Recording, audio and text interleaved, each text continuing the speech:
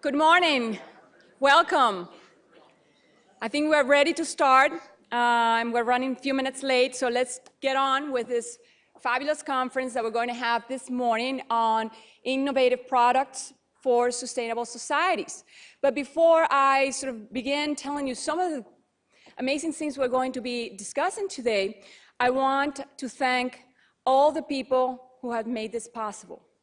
To begin, all of you are making this possible, the speakers, and of course, the people at the university who bring these things together. Let's start with the Alice Center for International Business, the Center for Peace and Commerce, and also the Joanne B. Kroc Institute of Peace and Justice.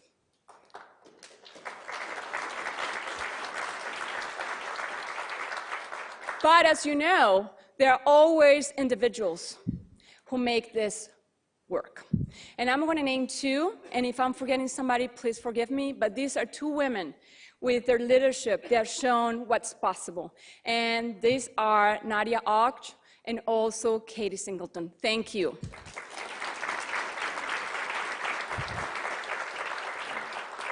And if you need anything throughout the conference, now you know their names.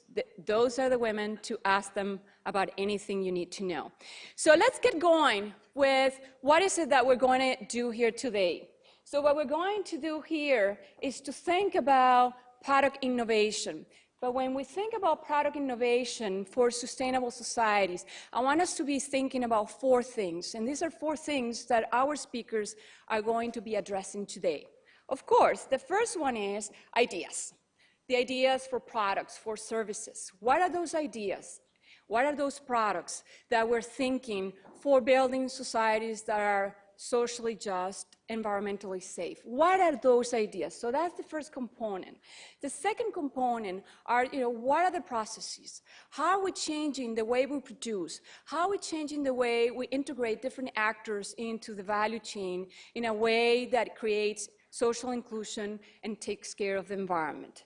Then third, what are these business models? How do we do it? Because here we're going to be seeing different types of organizations. We're going to see nonprofit organizations, we're going to see for-profit organizations, but still, that's very wide.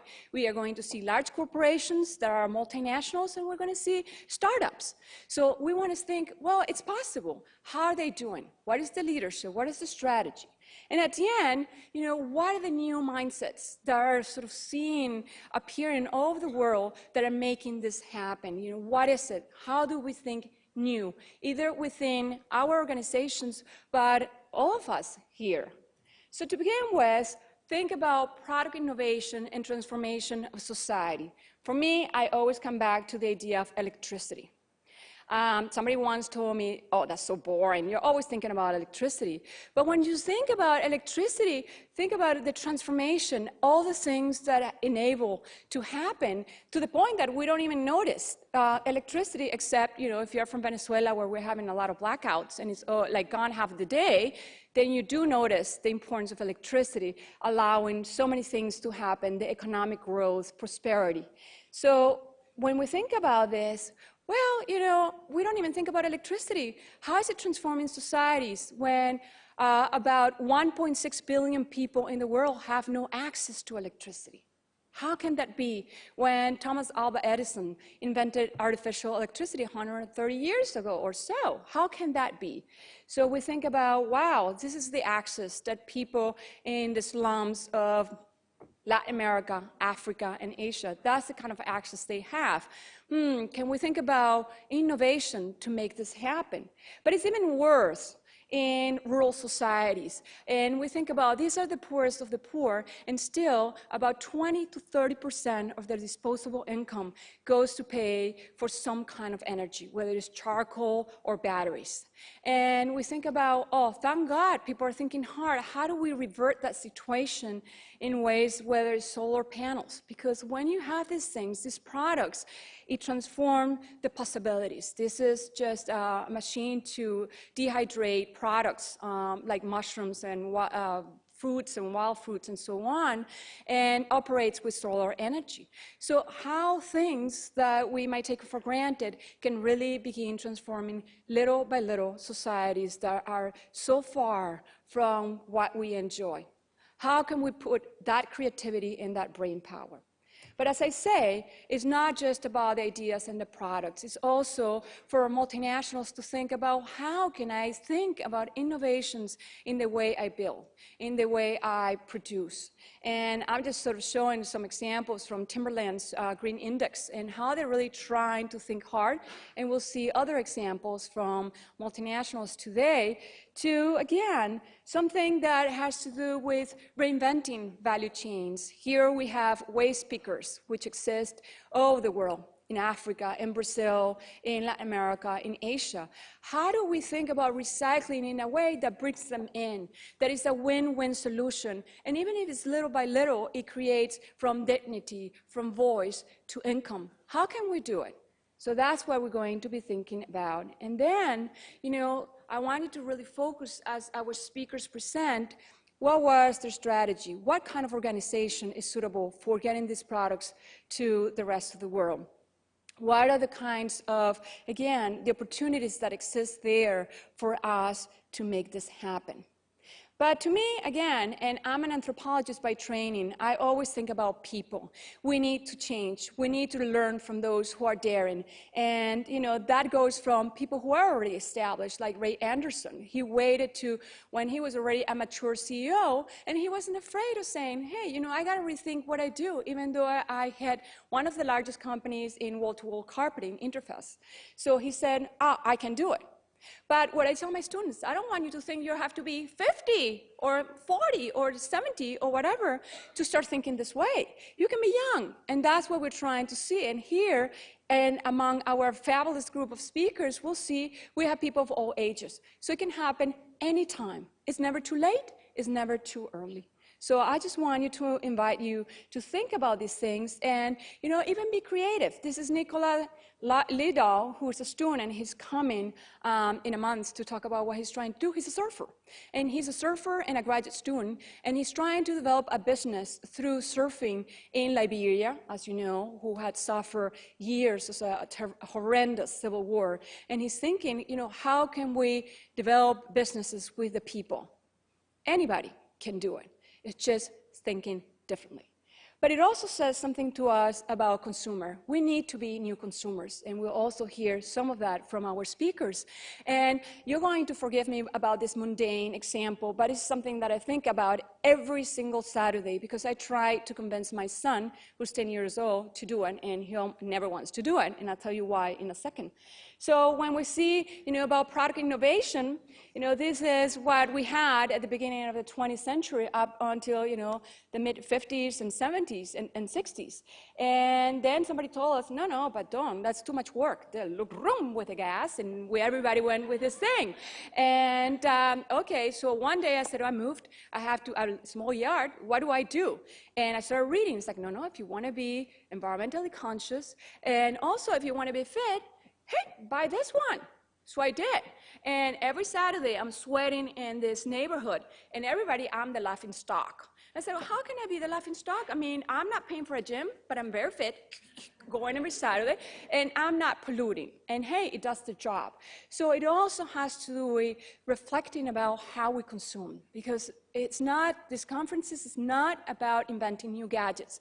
So, we save 5 minutes on something. So we just go, and we don't even sweat. Sweating is a good thing. So also, changing mindsets is not just the leader. It's not just the managers. It's not just the people inside the company. It's all of us. So without further ado, I just want you to sort of think about the 4 Ps that we're trying to achieve in terms of trade and commerce are very powerful.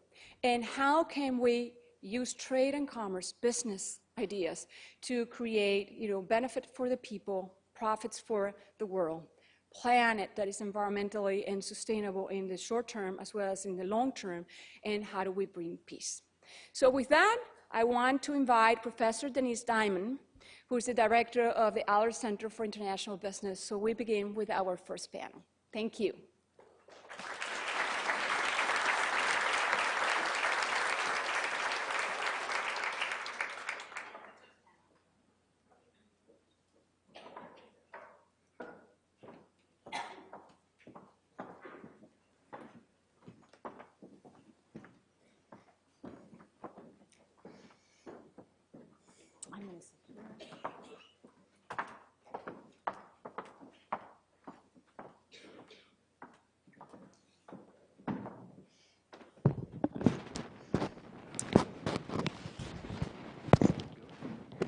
Good morning.